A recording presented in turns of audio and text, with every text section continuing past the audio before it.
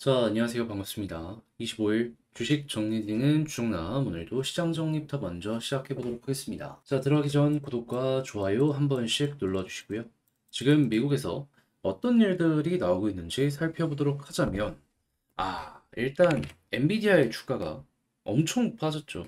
그래서 반도체 관련되어 있는 AI 관련되어 있는 주식들이 같이 급락하는 모습이 보여지게 되었습니다. 하다 보니까 기술주가 많이 모여있는 나스닥부터 S&P, 필라델피아 반도체 모두 큰 폭으로 하락하는 모습이 보여지게 되었는데, 근데 여기서 이제 우리가 집중해서 봐야 될 부분은 뭐다? 이들이 떨어지니까 그동안 소외를 받았다면 받았던 좀 대형주들 있잖아요. 테마에서 멀찍이 떨어져 있던 이들이 올라가게 되었습니다. 그러다 보니까 다우지수는 오히려 상승하게 되었어요.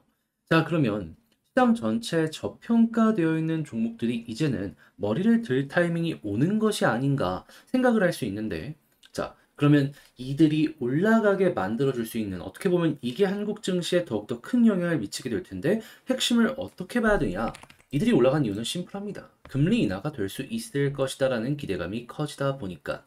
그래서 현재 시카고 총재가 최근에 뭐라고 말을 했냐면, 인플레이션 둔화를 나타내는 최근 지표들이 금리 인하에 길을 열어주게 될 것이다. 일단 언급했어요. 그러면서도 고금리 정책은 경기 과열을 막고자 할 때 필요한 것이지, 이제는 실업률도 높아지고 있고 소비자 지출이 약화되는 모습이 보여지고 있어서 여기에 속도가 날 것이다라는 힌트도 주게 되었거든요. 그럼 일단 한 명이 발언을 한 거긴 하지만은 최근에 이런 내용이 많이 없다가 본격적으로 나오기 시작을 한다라고도 생각을 할 수 있기 때문에 되게 긍정적으로 평가를 할 수 있겠죠. 여기에다가 이제 샌프란시스코 연은 총재가 발언한 것도 있는데, 이분은 뭐라고 이야기를 했냐. 인플레이션은 우리가 직면한 유일한 위험이 아니다라고 하면서 인플레이션과 완전 고용이라는 두 가지 임무를 모두 주시해야 된다라고 밝히게 되었는데, 이걸 이제 어떻게 생각해야 될까요? 긍정적이다라고 볼 수 있으면서도 고점 가까워지고 있다. 그러면 고점이 형성되고 이렇게 빠지게 된다면 생각할 수 있는 거는 역시나 자연스럽게 이 역시 금리 인하에 대해서 가능성이 커지고 있는 이러한 부분 생각을 할 수가 있을 것이다. 그러면 이제는 시간의 문제는 조금 있을 수 있다라고 하더라도 결국에 약간 시간이 지나면 지날수록 결과적으로 호재의 분위기가 유지가 될 가능성이 높겠네. 이런 식으로 판단을 할 수가 있겠죠. 그럼 자연스럽게 오늘 나온 두 가지 내용 모두가 괜찮았기 때문에 향후 발표될 개인 소비 지출까지 아주 괜찮고, 그리고 다음 달까지도 훌륭하다면 금리 인하에 대한 가능성은 현재 시장 9월 기준으로 움직이고 있잖아요. 여기에서 확 하고 올라가는 모습 보여지게 될 수 있을 것이다 생각을 할 수 있을 것 같습니다. 그랬을 때 현재 68.5%가 금리 인하를 얘기하고 있거든요.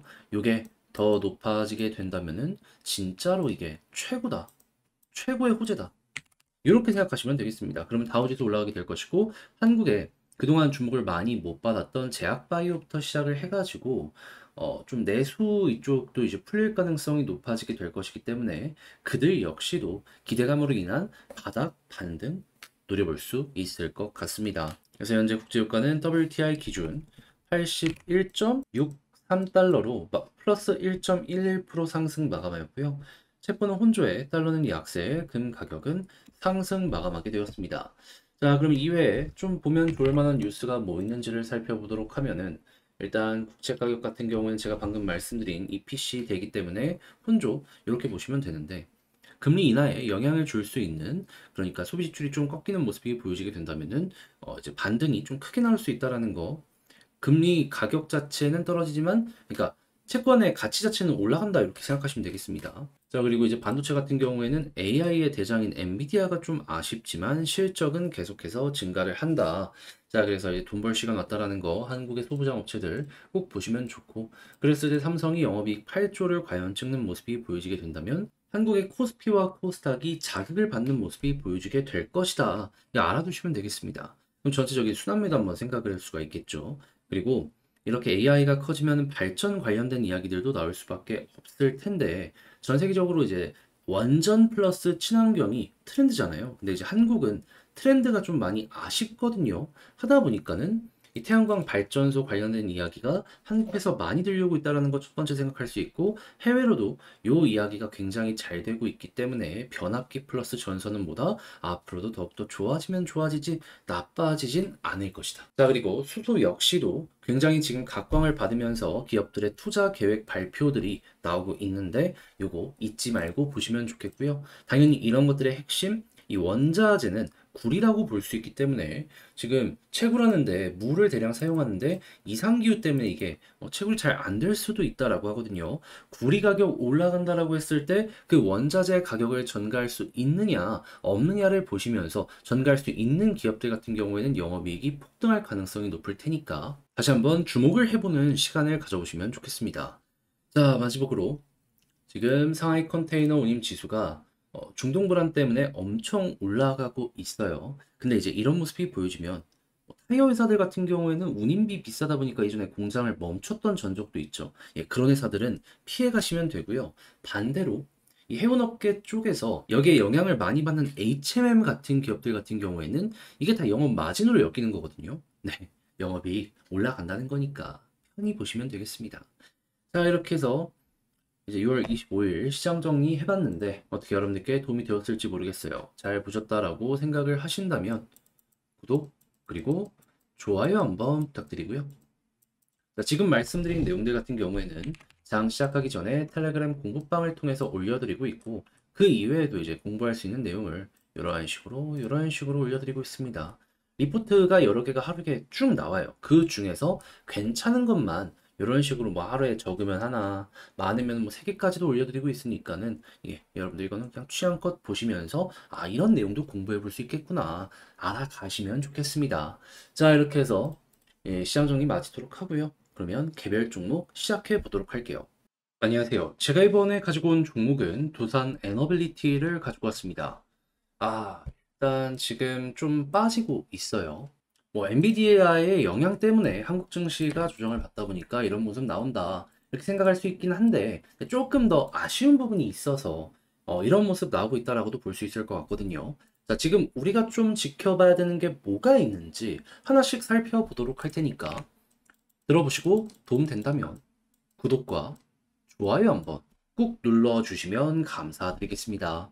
현재 초유의 관심사, 이 최대 30조까지 갈 수 있는 체코 원전, 프랑스가 먹냐, 한국이 먹냐, 이 이야기로 굉장히 올라와 있는 상황이거든요. 그런데 한수원은 총력을 다하고 있는데 프랑스 같은 경우에는 지금 마크롱 대통령까지 체코에 방문을 해가지고 외교적으로 어필까지 하고 있다는 거 확인을 할 수 있습니다. 왜냐하면 30조면 그 아래에 뭐 대기업부터 시작을 해서 중소기업들까지도 엄청난 경제적 활력 이런 걸 불어넣어 줄 수가 있다 보니까요. 그럼 이걸 딱 보면 우리나라 사람들 생각하겠죠. 아니 도대체 윤석열 대통령님은 뭐 하고 있으신 건가?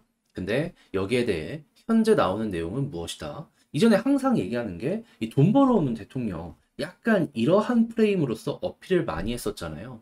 그런데 요번에 굉장히 원전을 밀어주는 것처럼 요 스탠스를 잡다라고 하더라도 혹시나 실패하면 어떻게 할까?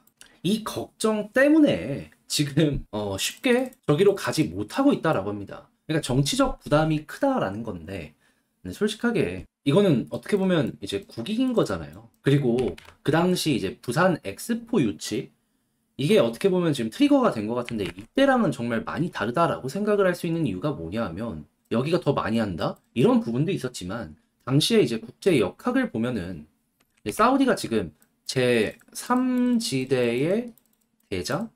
약간 이런 역할을 하고 있거든요. 표를 우리나라가 좀 몰아서 받을 수가 없었던 그런 환경이었습니다. 그러니까 이게 잘 얘기가 안 돼 있다 보니까는 그냥 능력 부족 때문에 저걸 못 가져온 것 아니냐라고 이제 엮여 들어갔었던 것 뿐이었지 애초부터 요 역학 관계를 알게 되었었다면 안 될 수밖에 없었겠구나 말이 자연스럽게 나오게 되었을 거예요. 그리고 혹여나 이게 잘 안 알려진다라고 하더라도 요번에 따오게 되면 어차피 지금 윤석열 대통령님 정치적으로 많이 몰려 있잖아요.